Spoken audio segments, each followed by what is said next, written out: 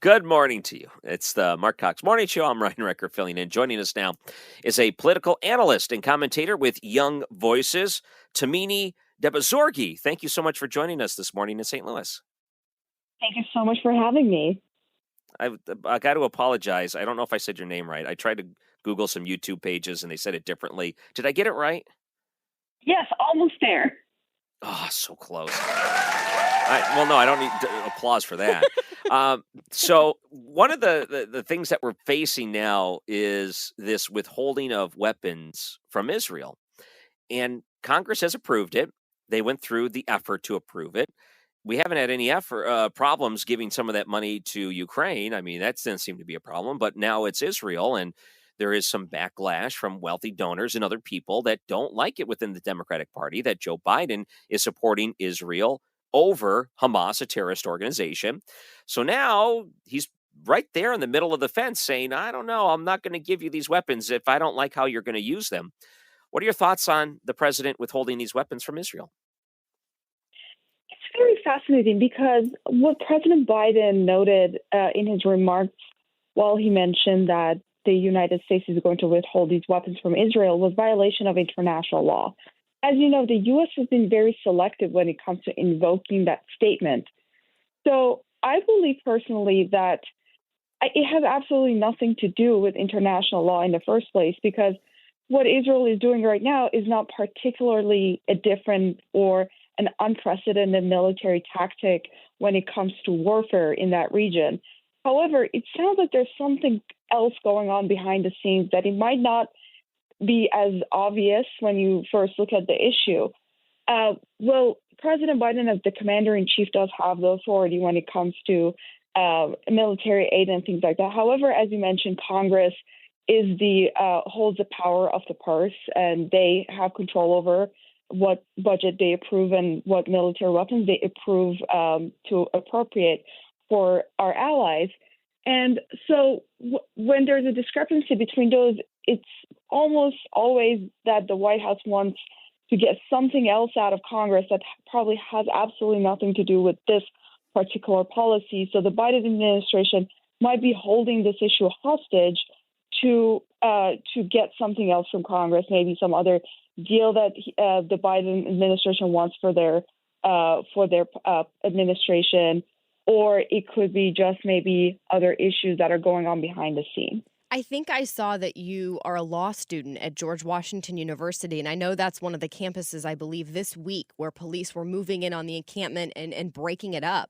What's your reaction? I mean, being on the younger side yourself, I mean, what do you think of seeing all of these people protesting across the country at college campuses, Columbia University having to cancel its main graduation ceremony? I think it's very disheartening to see that there are these protests happening on our college campuses, although it's not really surprising, given the fact that universities for too long have fostered an environment where anti-American sentiments have been thriving. And this also relates to this issue very well, because we saw images of, Joe Biden with the statement "Genocide Joe" being projected on the walls of at least my campus, which shows that, the Biden administration is now getting a little concerned about losing some of the voters that could be crucial for his 2024 election, especially in states like Michigan. And it sounds like has been a lose-lose war for the Biden administration. No matter what side of the issue the White House has taken, they have faced massive backlash. And I think the protests on college campuses really showed that to American public, that there are groups of people that will always be unhappy with the administration's stance on that. And obviously the college students, although they share a lot of anti-American hatred when they participate in these groups and also these protests, which is, I think it's very concerning. On the other side, we see that, it might actually have an impact on the 2024 election. So you're a law student, is that correct? Yes, I am actually going to graduate next week. Congrats. Congratulations to you. Thank you so much. You hear all these different stories of, being on college campuses today and what the world is like. And Do you feel like it's changed in the past years you've been in? I mean, if you're graduating here with a law degree, I mean, you've been in school for a while. Has it changed a lot from what you've seen, experienced? Well, my freshman year started with the 2016 elections, and I remember that the campus environment suddenly shifted. Everyone suddenly started caring about politics for the better or worse. However, I would say even on the most liberal college campuses, I went to UCLA for undergrad, which was also a very horrible war zone when it came to protests. The majority of the student population is still apathetic. It's just there are mostly groups that are more vocal, that get on the headlines, do all these crazy protests on college campus. But majority of the student body is pretty apathetic, and I think that hasn't changed. Even when it came to this particular issue, I think majority of the student body was still not taking a particular side. And in this particular protest with the encampment, many of those people that were present were not even college students. Most of them didn't even go to GW, which was also a safety concern given the fact that the protest was happening right next to our law school as we were taking final exams. They were harassing students. They were trying to intimidate students, law students, to let them enter the building.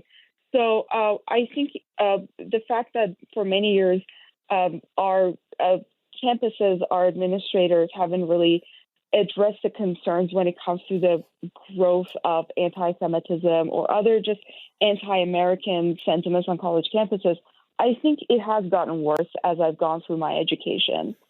Wow. All right. Join YV.org. That's Young Voices, political analyst and commentator with Young Voices. Tahmineh Dehbozorgi. What did I pronounce wrong in your name? I want to know so I can say it right next time. Well, you actually nailed my last name pretty well, but it's Tahmineh Dehbozorgi. Tahmineh Dehbozorgi. Thank you so much for joining us this morning in St. Louis, and congratulations to you and your graduation that's upcoming. Thank you so much for having me.